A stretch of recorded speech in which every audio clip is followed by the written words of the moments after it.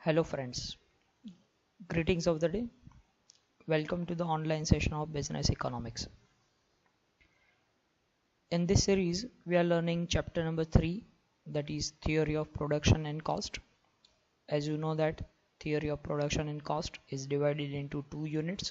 Unit number 1 is about Theory of Production. In this series, we are learning Theory of Production. In the previous video, we have completed up to the meaning and types of production function. Now in this particular unit of theory of production, in this video we are going to learn the law of variable proportion. Friends, you know that the production function can be divided into two parts: short run production function and long run production function.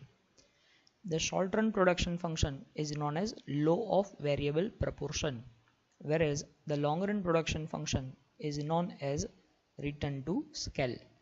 Out of this, in this video, we are going to learn both of them, that is law of variable proportion first, and then we will learn return to scale. So let us start with the assumptions of law of variable proportion. The first assumption is the state of technology is assumed to be constant and unchanged, as we know that during the production function the technology should remain constant, it should remain unchanged. If we change the technology and output changes, it is not the result of production function but it is the result of technology. So we assume here that the technology must remain constant. Then there must be there must be some inputs whose quantity is kept fixed. That means some inputs must be fixed and the others are variable. As we know that in the short run we cannot change all of the inputs. Certain inputs can be changed, they are considered as variable, whereas the other inputs must be kept fixed. So there must be a combination of fixed and variable inputs.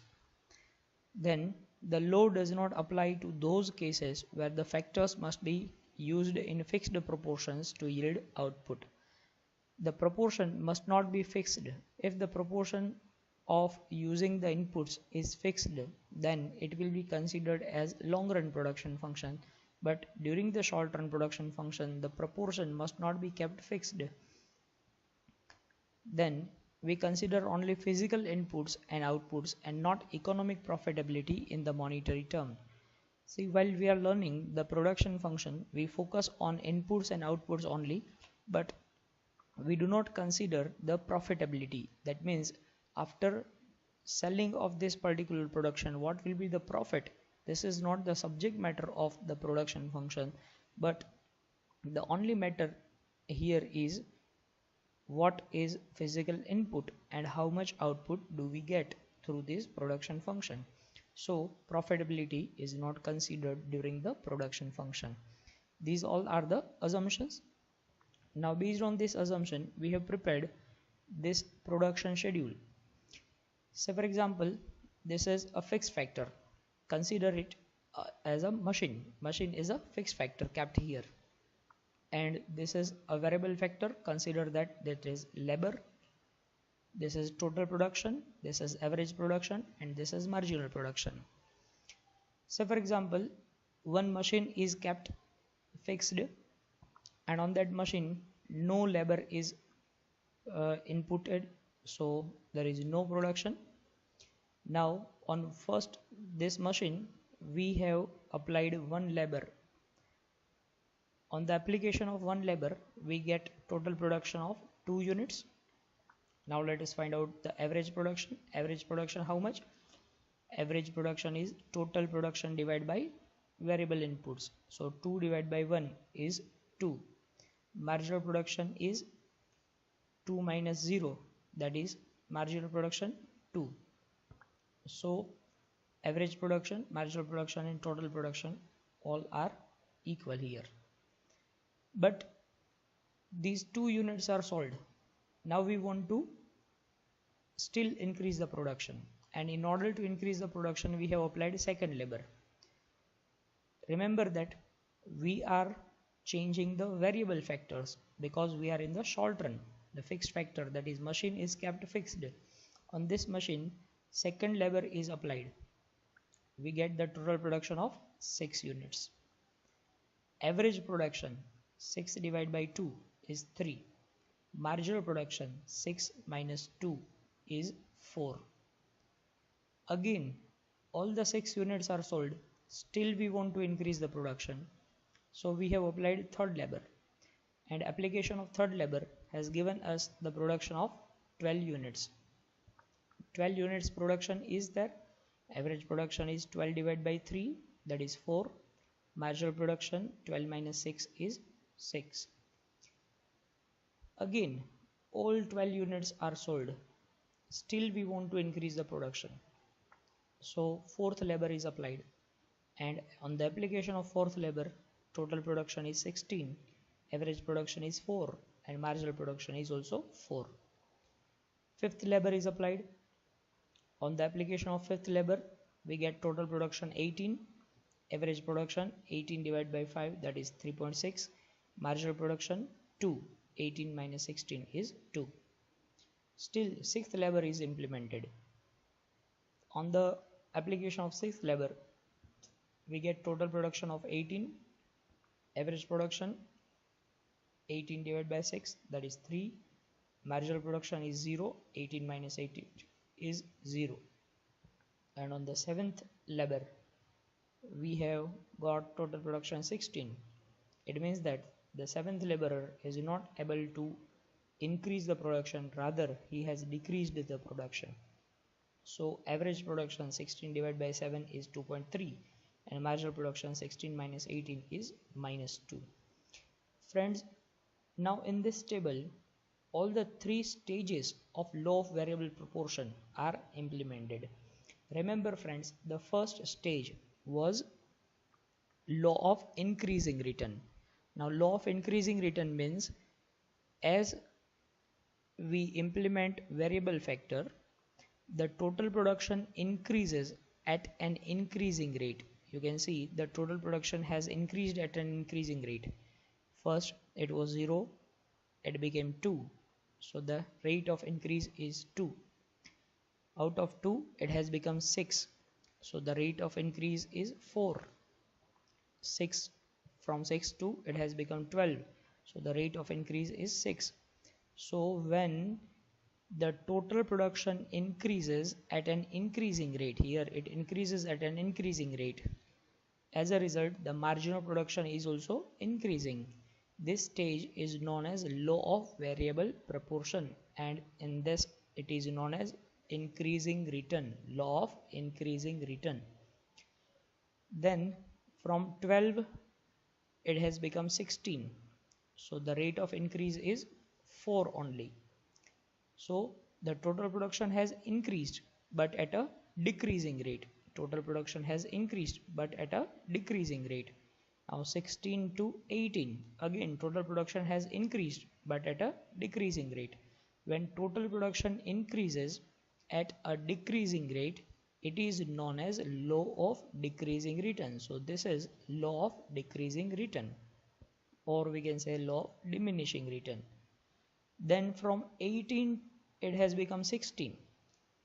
From 18 it has become 16. So this is known as law of negative return, because the production has become negative here. That stage is considered as law of negative return. So here we can consider that these 3 stages, the first stage is law of increasing return, where total production increases at an increasing rate. Then comes law of decreasing return. It means that total production increases at a decreasing rate, and then total production decreases. It means that that is law of negative return. These 3 stages are included here. Now let us understand these 3 stages through the diagram. First, here we can see that this is the total production curve, this is marginal production curve, and this is average production curve. The first stage ends here. The first stage ends where average production and marginal production are equal. where average production and marginal production are equal, that is the end of first stage. We can see from the table also, this table shows that here average production and marginal production are equal. So up to this point, this is the end of first stage, and first stage is known as law of increasing return. First stage is known as law of increasing return. Now in the first stage, here where marginal production is maximum, you can see this point where marginal production is maximum.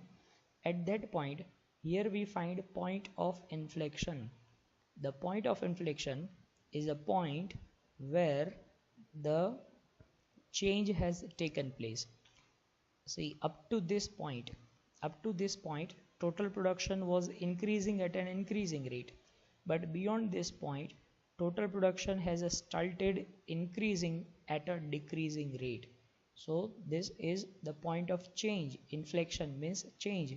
So up to this point, total production was increasing at an increasing rate, but beyond this point, total production has increased at a decreasing rate. This point comes when marginal production is maximum. Marginal production is maximum. In front of that, we get point of inflection. Let us see from the table also. Here you can see marginal production is maximum at 6 point. This is maximum marginal production, and up to this you can see that total production has been increasing at an increasing rate, but beyond that 12 to 16 total production has increased but at a decreasing rate. So this stage is known as law of increasing return, and that point is known as point of inflection. Now this is the end of stage 1. Stage 2 ends when total production is maximum and marginal production is 0. When total production is maximum, marginal production is 0, this is marked as end of stage 2. And in stage 3, total production is decreasing and marginal production is negative. So these 3 stages exist in the production function. Now where should the producer produce? That is stage of operation. Where should a producer operate? A rational producer will never produce in stage 3, where marginal product of variable factor is negative. It means that the producer must not continue the production in stage 3, because if the producer has entered the stage 3, it means that your variable factor is not going to increase the production, rather it is going to decrease your production. This being so, a producer can always increase his output by reducing the amount of variable factor. So variable factor must be reduced, and if you reduce the variable factor, the output will be increased. Even if the variable factor is free of cost, rational producers stop before the beginning of third stage. If the variable factor is available at free of cost, still the producer will not implement the variable factor if it has implemented in stage 3. A rational producer will also not produce in stage 1, where marginal product of labor is negative. Marginal product of fixed factor is negative. When marginal product of fixed factor is negative, it means that your fixed factor are underutilized, and if you stop in the stage 1, it means that you are not utilizing the opportunity of increasing production. So the producer in stage 1 will not be making the best use of the fixed factors, and he will not be utilizing fully the opportunities of increasing the production by increasing quantity of the variable factor, whose average product continues to rise throughout the stage 1. It means that the producer is not fully utilizing the opportunity of increasing the production if he stops in stage 1. So the rational producer will always produce in stage 2, where both marginal product and average product of the variable factors are diminishing. So stage 2 is the ideal stage. Now at which particular point in this stage the producer will produce is decided or dependent upon the prices of factor. at which particular price the factors are available. On the basis of that, we will decide how much production will be done. So the rational producer will always produce in stage 2. Now let us learn long run production analysis. Long run production analysis is known as return to scale. Now what do we mean by scale? A scale means change in variable as well as fixed factors. When we can change variable factor and fixed factors, this is known as change in scale. Friends, you know that in short run we were changing only the variable factors and fixed factors were fixed. But here in the long run we are able to change both the factors, that is variable factors and fixed factors. That is why this is known as change in scale. Scale means variable plus fixed, and as a result of change in scale we get this change in output. Now on the basis of these three changes in scale and changes in output, we have derived three stages. The first is constant return to scale. Constant return to scale means the output increases in the same proportion as input increases. Here we can see that input has increased by 10%. As a result, output has also increased by 10%. So increase in input and increase in output both are equal. When there is equal change in input and output, it is known as constant return to scale. Constant return to scale is also known as linear homogeneous production function. Do remember this, it is known as linear homogeneous production function. Second is increasing return to scale. It refers to output increase in the greater proportion than increase in input. Let us see the example. Input is increased by 10%. Input is increased by 10% and output has increased by 15%. So there is greater increase in output than in input. This is known as increasing return to scale. Then decreasing return to scale. Decreasing return to scale refers to output increase in smaller proportion than increase in input. It means that output will increase but at a smaller proportion. For example, input has increased by 10% but the output has increased by 8%. Do remember friends, here we are talking about decreasing return to scale, but the output is not going to decrease. Output is going to increase but by lesser proportion. It will increase by lesser proportion. So increase in input is 10% but increase in output is 8%. This is known as decreasing return to scale. So in this way there are three stages: constant return to scale, increasing return to scale and decreasing return to scale. This is known as long run production function. So we have completed short run production function, that is law of variable proportion, and long run production function, that is return to scale. Thank you.